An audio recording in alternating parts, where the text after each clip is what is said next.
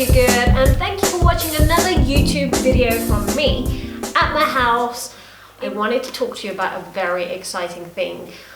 Who reads, by the way? Do you guys read? Because I think it's one of the most valuable things I've ever done in my life, and there's something I swear by. I read books all the time. Every single day I have to read.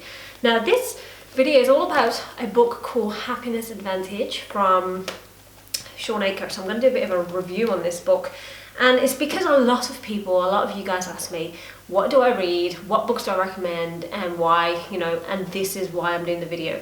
So I have so many books, I can go through so many, but I'm only going to concentrate on this one. And before we talk about this one though, if you're going to read a book, you need to figure out how do you read, and there's a lot of info, because a lot of us read, if you read books, and then you don't actually know how to express in words what it teaches you, and then you can't implement it in your life every day. So what's the point?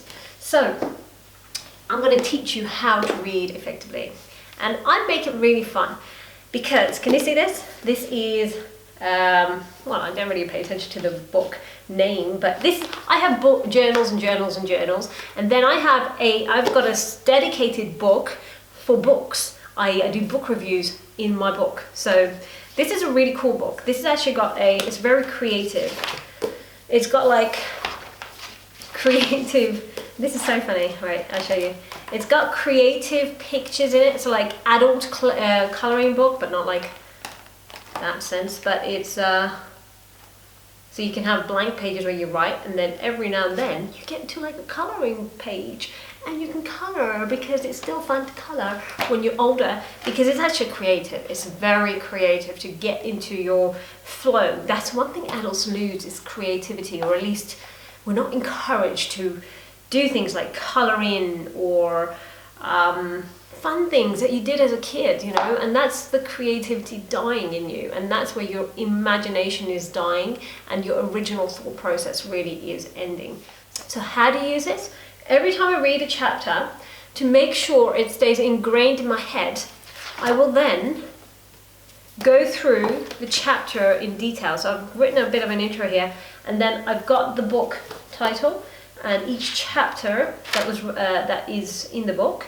I do a summary on it, because when you put it back into your brain through writing, it's a different neural pathway, and you actually retain that knowledge. So reading is one part of the brain.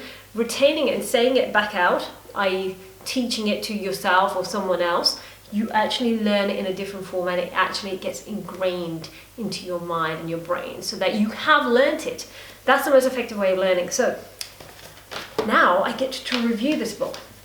First of all, why did I read this book? Well, before this book I was reading Richard Branson. I love Richard Branson. I think I've read every book on Richard Branson. I think I was reading on this one, The Virgin Way. And in The Virgin Way he mentions Shawn Achor. And I'd never heard of this book, The Happiness Advantage. And it's the 7 principles that fuel success and performance at work. I am all about peak performance. I want to know how to do things better, and what I can do to improve myself, and how I can improve the people around me to become more successful, because if they're doing better, then my whole life is doing better, and in particular my companies and the people that work in my companies. So I am effectively managing people, so I need to know how to manage them correctly. So this book is immense. So in the first chapter, Shawn Achor, a bit of history about this guy. He is a Harvard lecturer, and he is obviously, Harvard is big. It's a big name, and he did studies. He's in human behavioral psychology, psychologist, and his studies were, in a nutshell, that a lot of us strive for happiness, and we think it comes after you're going to achieve X, Y, Z. I grew up in that kind of environment where I was told you'll be happy when you're rich, you'll be happy when you have a big house, you'll be happy when you have a nice few cars, and whatever, lots of money, companies, whatever. And for a while, and quite a lot of my life, I actually believed that that was the way to be happy. I just go crazy and stay unhappy until you hit the goals, and then suddenly happiness may just be showered upon you. That's so not true. So I'm so glad this book was written. Everyone needs to read this. It just tells you that you have to be happy before you're successful. In fact, happiness does create more success and is neurologically proven. Read this book. So, very briefly, let me go through some of the chapters and what I learned. Number 1 was happiness, and in particular the work environments that we live in. I don't work at a 9 to 5, I don't work in corporations, but I have a lot of exposure with the hedge fund people, with the traders, with the brokers, with the city guys, and a lot of corporations in that sense. And I see it all the time. I see them in their offices, in their suits, and very grumpy people. Like absolutely horrible, some of them. And I'm thinking, how does anyone work happily in that environment and be creative or do anything that's substantial? This is why a lot of corporations don't perform well. Big companies like Facebook and Google and all the big creative places like King and etc. They have very big workspaces where they have like play areas, pretty much adult playrooms, whereby you can. Some of them even advocate bringing your dog to work, which is amazing, and that's what I strongly believe in. My tips: have something to look forward to, commit conscious acts of kindness, not enough of those happening, positive surroundings outdoors, don't watch the news, exercise, spend money on good experiences, and experience a signature strength. Everyone's got a good strength in them, skill set. Keep doing that. For all the managers and people in business and running companies, and you've got staff like how I do, this is one thing I took from that. There is something called the Lasada line, which is literally a ratio of 3 to 1, and it's a ratio of 3 good things you say to 1 bad thing, and that will be the amount of times you encourage someone versus not encourage or give them criticism, constructive criticism, and that actually helps bottom line results. So if you give, they tested it out in big companies, and productivity and turnover increased by 40%. Big. So, chapter number 2, fulcrum and the lever. Depending on your orientation in this world, you can move anything. So if the fulcrum, your perception is everything, and it's based on the Archimedean philosophy of give me a lever long enough and I can change the world, move the world, whatever. Well, actually, still one more thing on chapter 2, which is the Pygmalion effect. You need to be a bit of visionary, and this is where mentorship, when you've got a mentor in life, or if you're part of a mentorship, that's your mentor's role. See you in a better light than you can see yourself. Chapter 3 is the Tetris effect. Now, our brains get accustomed and tuned into what we work on most. I've never come across a very exciting GP, actually. They're very weird. Boring characters. Apologies. No, I take it back. I have a few students who are GPs, and they're the exception to the rule. But please tell me if there are any more exciting GPs, but they're very negative generally. I think they're just bored with their jobs, or they're just kind of like, so that is what I mean. When you're in a job whereby you're just doing X, Y, Z and nothing else, focusing on the negatives, then you are going to actually be looking for negatives in every area. Even when you step out of your workplace, you walk around the world and you are looking for negative here, negative there. Our brain is a spam filter, and it decides what we want and what we don't want to see. Those people who are grateful and see the bigger picture, and when you're grateful, your whole horizon gets bigger. You will actually be more likely to be happier, and you're going to see more opportunity. Next, failing upwards or falling up. Failure is necessary in life. If anyone tells you otherwise, they're lying to you. And one thing that was very important when I read about this in this chapter was something called post-traumatic growth, and the other one was called learned helplessness. So there are 2 scenarios. You put people in a crisis situation, or if they failed in a situation. Now, one group of individuals will find that such a traumatic experience, they failed, but they will use that as a way to grow, because they learn all the things that they did wrong and therefore what they could do better to get out of that situation.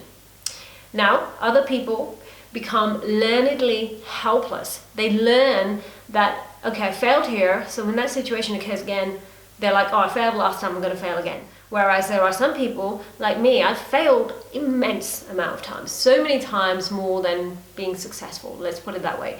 But I used every failure as a moment to grow, and that is why I was finding it so interesting to read that Sean Aker puts it in perfect terminology. It's post-traumatic growth. When you've gone through hell in your life, you will never want to go through that again if you are one of those post-traumatic growth people. So you do everything in your capabilities to make sure you don't go through that again. And yeah, I found that useful. I coloured halfway through this. Anyway, number 5 was, there are 7 principles, by the way, so I'm on number 5. The Zorro circle. What does that mean?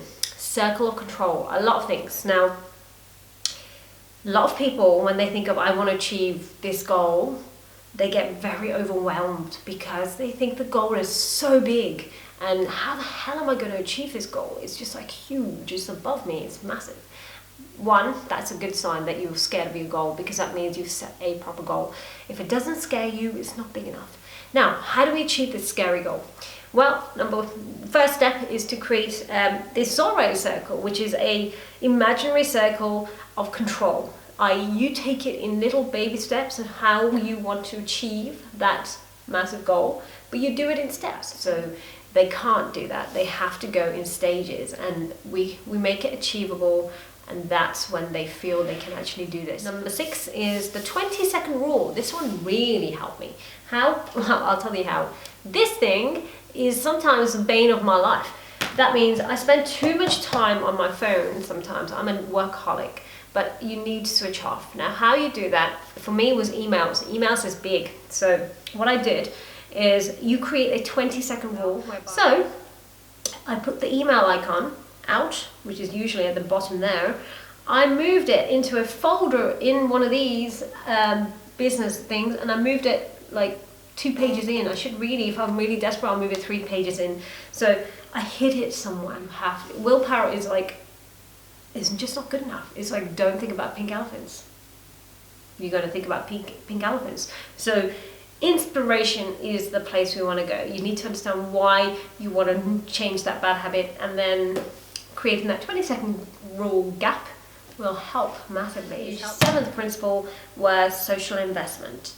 That is, the mistake people make is at times of stress and work problems, we go it alone, but rather it is better to have friends to avoid depression and increase productivity. Anyway, when men are doing well, they gloat, they go out, buy big things, champagne, whatever. When they don't do well, I've seen it myself, they storm out of the room on their own, and they just walk outside, huff and puff, and then they go out on their own. You know, and I ask a lot of the staff in those environments, I'm like, okay, so what happens to these traders when they're having a good day, bad day, sorry, how do they react? And they always say the same thing, oh my God, they just like storm off, some of them break things, some of them get really pissed, like, you know, get angry, and then they go off there on their own, sulk.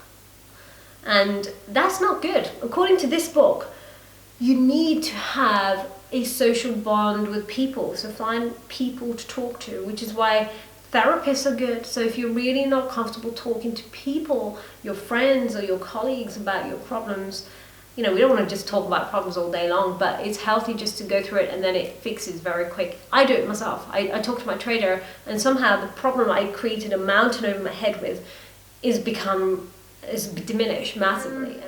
And in staff, if you're managing staff, how does this work? Well, don't expect your staff to work crazy hours. Encourage them to have a social life. Encourage them to do hobbies. Encourage them to be creative. You know, my staff, I'm very encouraging of outdoor activities or outside work activities they do. Not because I think, oh my God, he or she is taking time away from my job. It will actually come back bigger, because when they're happy in all those areas, they'll be happier in work. So in summary, this is a good book, that happiness is needed first to be successful. So if you think that you're going to be happy in any other way, this book will show you why it's never going to happen. So really groundbreaking in that sense. So thank you for listening. I hope you enjoyed that. I'll have plenty of big book reviews, because I get so many people asking me what I read and how I've learned from it. I put all of that stuff into practice every single day.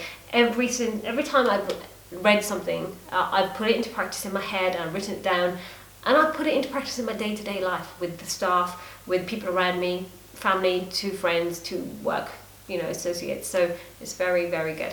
It will help you, it'll make you more successful, and ultimately it will give you more profit in your business. So that's very important. So there you go, heard it from me, and I will come back with some more reviews in the future. In the meantime, get reading, get writing, and enjoy the lesson.